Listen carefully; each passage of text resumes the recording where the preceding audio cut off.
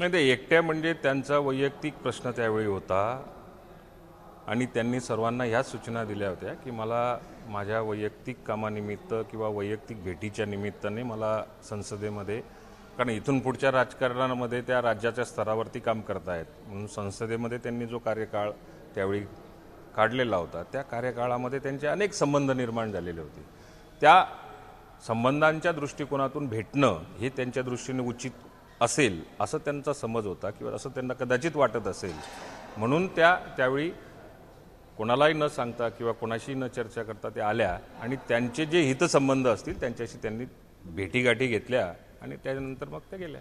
तरीही सगळ्या माध्यमांवरती बातम्या सुरू होत्या, प्रफुल्ल पटेल घरी होते पण त्यांना भेटीसाठी आले नाही अध्यक्षांच्या. नाही, मग प्रफुल्लभाई पटेलांना नंतर त्या भेटल्याच. शेवटी प्रत्येकाचे वैयक्तिक संबंध असतात. त्या वैयक्तिक संबंधांमध्ये प्रत्येक वेळी सगळ्या पक्षाचीच कार्यकर्ते असली पाहिजे, भूमिका असली पाहिजे, त्या ठिकाणी उपस्थित असले पाहिजे असं कधी नसतं. राजकीय जीवनामध्ये सुद्धा आपल्या वैयक्तिक भेटींना फार महत्त्व असतं. तुम्ही दिल्लीत आला आहात, मधल्या काळामध्ये तुमच्या पक्षावरती कार्यकारी अध्यक्षांनी ताबा घेण्याचा प्रयत्न केला असे कागदपत्रातून समोर आलं. त्यांना इक्वली अधिकार मिळवण्याचा प्रयत्न त्यांनी केला होता, याबद्दल काय सांगा?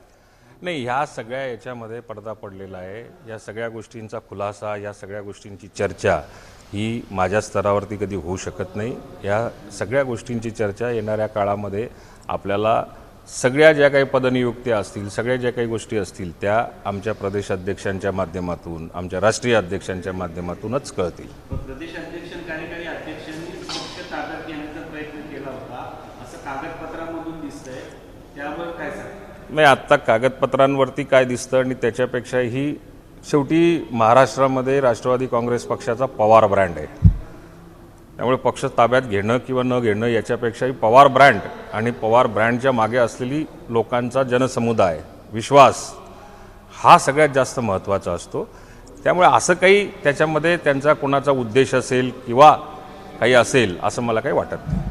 तुमच्या पक्षाच्या जेव्हा अजितदादा गेले तेव्हा तर सांगण्याचा प्रयत्न असा होता की तुमचा पक्ष शरद पवार पार्टी ताब्यात घेईल. प्रत्यक्षात तुमच्याच पक्षातले काही नेते बैठका घेतात, ज्या कागदावरती त्यांचा पदाचा उल्लेख नाही ते कागद लिहून पुन्हा एका जुन्या कार्यकर्त्याच्या माध्यमातून इलेक्शन कमिशनला पाठवतात, याला काय म्हणायचं? हे सगळ्यात आपण एक लक्षात घेतलं पाहिजे, कुठल्याही पक्षाचा निर्णय हा घेतल्यानंतर सुप्रीम पॉवर जी असते ती सुप्रीम पॉवर राष्ट्रीय अध्यक्षच असतो आणि राष्ट्रीय अध्यक्षाने जो निर्णय घेतलेला असतो तो ECलाही मान्य असतो आणि कार्यकर्त्यांनाही मान्य असतो. त्यामुळे राष्ट्रीय अध्यक्षांनी जो निर्णय घेतलेला असेल, राष्ट्रीय अध्यक्षांनी जे काही त्या ठिकाणी भूमिका मांडलेली असेल तीच सर्वश्रेष्ठ असते आणि त्या भूमिकेसोबतच राज्यामधल्या भले आपण ज्यांच्यावरती ह्या सगळ्या संशयाच्या सुई जाणून बुजून मीडियाच्या माध्यमातून उपस्थित केलेल्या जात आहेत. मी आपल्याला सांगतोय की जरी जाणून बुजून कोणी या बाबतीमध्ये दुराग्रह निर्माण करण्याचा प्रयत्न करत असेल तरीसुद्धा आमच्या पार्टीतला दिल्लीपासून गल्लीपर्यंतचा सगळा नेता हा सुनित्रा वहिनींच्या पाठीमागे उभा आहे आणि राहील. मी दिल्लीपासून तर गल्लीपर्यंतच्या कार्यकर्ता नेत्यांची जर का गोष्ट केली असेल याच्यात सगळीच नावं आले. शपथ घेत आहेत, काय सांगाल? एक नवीन इनिंग त्यांची सुरू होत आहे. खरं तर प्रसंग कठीण आहे मात्र त्यांची सुरुवात होत आहे. नाही, हा जरी आजचा जो प्रसंग आहे की आम्हाला फार काही त्याच्यामध्ये आनंदाचे क्षण आहेत किंवा आनंदाची गोष्ट आहे असं म्हणण्याचं काही कारण नाही. परंतु एक जरी असा प्रसंग ओढावला, अजितदादा गेल्यामुळे असा प्रसंग ओढावलेला असला तरीसुद्धा पक्षाची भूमिका, पक्षाच्या पाठीमागे उभं राहण्याचा निर्णय सुनित्रा वहिनींनी सुरुवातीला घेतला. त्याच्यासाठी राज्यातल्या आणि राष्ट्रातल्या सगळ्या कार्यकर्त्यांनी सुद्धा आग्रह धरला. आता पार्थ पवारांना राज्यसभेमध्ये, देशाच्या राजकारणामध्ये, तेही देशाच्या संसदेमध्ये त्यांना त्या ठिकाणी काम करण्याची संधी आजपासून मिळणार आहे. एक दृष्टिकोनातून एक नवीन विचार, नवीन सगळ्या गोष्टी, नवीन सगळ्या आधुनिकतेकडे जाणारे सगळे जे काही असतील विचार, तरुण नेतृत्वाला ज्यावेळेला अशा पद्धतीची संधी मिळते त्यात देशाच्या कायद्यामध्ये सुद्धा त्यांचा सहभाग होतो, देशाच्या चर्चेमध्ये सुद्धा सहभाग होतो आणि दुसरीकडे पक्ष वाढण्याच्या दृष्टिकोनातून सुद्धा येणाऱ्या काळामध्ये देशापासून तर राज्यापर्यंत त्यांचा हातभार फार मोठ्या प्रमाणावरती लागू शकतो. म्हणून ही एक नवीन नेतृत्वाची सुरुवात संसदेपासून सुरू झालेल्याचा एक प्रकारचा जरी दुःखातला एक थोडासा आपण सुख प्राप्त झाल्यासारखं आम्हाला या ठिकाणी वाटतं. सुनेत्रा पवारांची निवडणूक बिनविरोध व्हावी यासाठी प्रयत्न होताना दिसत आहेत, त्याबद्दल तुमची प्रतिक्रिया? म्हणजे सुरुवातीपासूनच ज्या दिवशी दुर्दैवी घटना अजितदादांची झाली त्या दिवसापासूनच सगळ्या पक्षाच्या म्हणजे विरोधातले असतील सत्तेतले असतील सगळ्या पक्षाच्या त्याच्यासोबतच बारामतीच्या जनतेच्या त्याच्यासोबतच महाराष्ट्रातल्या जनतेची हीच अपेक्षा आहे की ज्या पद्धतीने युतीच्या माध्यमातून सुनेत्रा वहिनींना एक महिला उपमुख्यमंत्री पहिली उपमुख्यमंत्री म्हणून ज्यावेळेला संधी मिळाली, जरी दुर्दैवी घटनेच्या नंतर ही संधी मिळालेली असली तरी सगळ्यांच्या भावना मात्र ह्या होत्या की आपण सुनेत्रा वहिनींच्या सोबत आपण उभं राहिलं पाहिजे. तशा स्वरूपाच्या राष्ट्रवादी काँग्रेस पक्षाच्या नेत्या सुप्रियाताईंनी सुद्धा आल्याच त्यांनी त्यांची भूमिका मांडली की राष्ट्रवादी काँग्रेस शरद पवार साहेबांकडनं कुठलाही उमेदवार दिला जाणार नाही. युतीच्या माध्यमातून सहकार्य केलं गेलं, शिवसेनेच्या माध्यमातून सुद्धा सहकार्य केलं.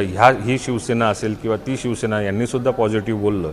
आता मला अपेक्षा आहे की काँग्रेसने सुद्धा ज्या अजितदादांनी त्यांचं 75% आयुष्य हे काँग्रेससोबत घालवलेलं आहे, काँग्रेसच्या अनेक नेत्यांना त्यांनी सहकार्य केलेलं आहे, काँग्रेसच्या अनेक भूमिकांसोबत त्यांनी काम केलेलं आहे आणि ह्या महाराष्ट्रातल्या बारामतीच्या जनतेच्या भावना ओळखून काँग्रेस पार्टीसुद्धा त्या बाबतीत योग्य तो निर्णय आज घेईल असा मला आत्मविश्वास आहे. रोहित पवार यांनी प्रदेशाध्यक्ष हर्षवर्धन सपकाळ यांची भेट घेतलेली आहे आणि चर्चा केलेली आहे.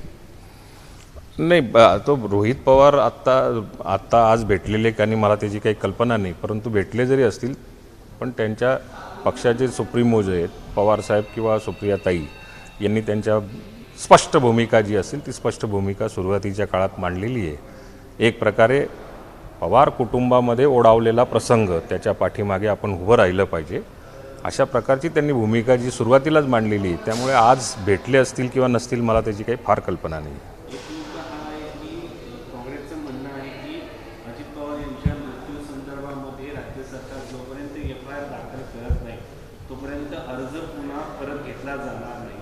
तुमच्या हातात सर्व काही गोष्टी आहेत पण सरकार ही बाब का करत नाही, आता काँग्रेसने एक प्रकारे ह्या पद्धतीची भूमिका घेणं हीच भूमिका समजा जर का एक महिनाभर आधी जरा स्ट्रॉंगली मांडली असती तर फार बरं झालं असतं. ही भूमिका थोडीशी राजकीय स्वरूपाची वाटते.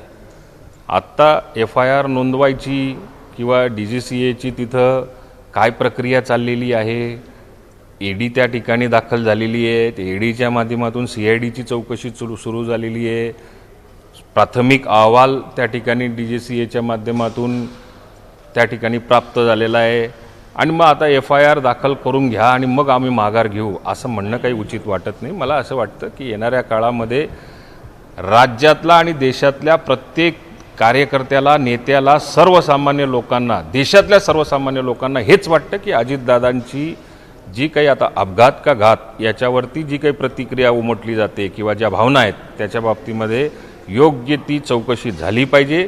ती काँग्रेसचीच मागणी आज फक्त निवडणुकीपुरती आपल्याला बघायला आमच्यासारख्याला तरी आज बघायला मला तरी बघायला मिळाली. अजितदादा गेल्यापासून बोलत होते तेव्हा सरकारला का जाग आली नाही, मग आता रोहित पवार साहेब ज्यावेळेला सुरुवातीपासून ते बोलत होते त्यांचं समर्थनसुद्धा आम्ही केलेलं आहे. आमच्या मनातल्या भावना ते मांडत होते, त्याच्यासोबत आम्ही आमच्या भावना मांडत होतो. म्हणजे याचा अर्थ असा नव्हता की फक्त रोहित पवार साहेबच या ठिकाणी आपलं मत व्यक्त करत होते, त्याच्यासोबत आम्हीसुद्धा तेवढ्याच तीव्रतेने आजसुद्धा उद्यासुद्धा आणि आयुष्यभर जोपर्यंत अजितदादा असतील तो अजितदादांचं नाव असेल तोपर्यंत त्यांच्या कुटुंबाच्या मागे राहणं हे आमचं कर्तव्य आहे आणि त्याच्यासोबतच या चौकशीला वारंवार मागणी करणं ही सुद्धा जबाबदारी आहे. काँग्रेसची मागणी तुम्हाला रास्त वाटते गुन्हा दाखल व्हावा ही?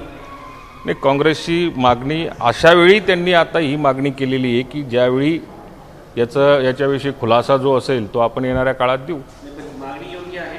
मागणी योग्य म्हणण्यापेक्षा ज्या गोष्टीची चौकशी ऑलरेडी सुरू झालेली आहे CIDच्या माध्यमातून तर त्या दृष्टिकोनातून FIR कोणाकोणावर दाखल व्हायचा, जबाबदारी कोणाकोणावर फिक्स येणाऱ्या काळामध्ये होईल, त्याच्यानंतर सगळ्या प्रकारची FIR दाखल होतील. एक दुसरा मुद्दा आहे, नाशिकमध्ये एक प्रकरण समोर आलं आहे त्याच्यामध्ये खरात बाबाचं प्रकरण होतं. याच्या अगोदर पण आता जे नवीन प्रकरण एक कंपनी आहे त्या कंपनीमध्ये धर्मांतर करण्यासाठी दबाव त्यावर महिलांच्या अत्याचाराचं प्रकरण समोर आलं. नाही, ह्या सगळ्या गोष्टींचं मी आज सकाळीच थोड्याफार प्रमाणामध्ये ऐकलेलं आहे. याच्या बाबतीमध्ये राज्य सरकार योग्य पद्धतीने पावलं उचलेल. महिलांच्या बाबतीमध्ये भोंदू खरातच्या माध्यमातून जे काही आता आपल्याला बघायला मिळतं आहे ते घृणास्पद आहे. आणि हीच समजा जर का परिस्थिती त्या कंपनीच्या माध्यमातून जर का परत अशी उघडकीस आली असेल तर कठोरातली कठोर कारवाई राज्य सरकार किंवा गृह विभागाच्या माध्यमातून त्या कंपनीवर किंवा ज्यांनी ज्यांनी हे दुष्कृत्य केलेलं असेल त्यांच्यावरती होईल. पण एक दुसरे पण असं म्हणता येतोय की एकीकडे काँग्रेससोबत बोलणे चालू आहेत, परंतु शरद पवार यांच्याकडून ठोस प्रयत्न होताना दिसत आहेत का?